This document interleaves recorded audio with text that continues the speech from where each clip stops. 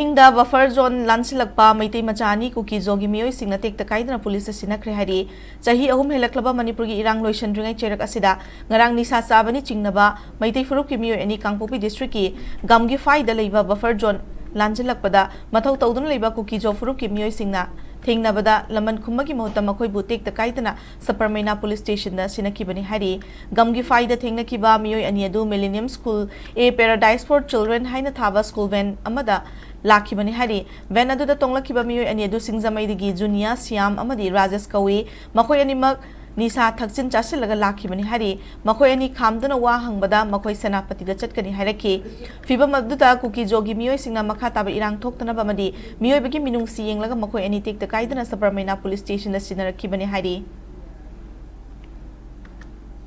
Ngasigi August tang ani baraw yoramdai da iyamba ani se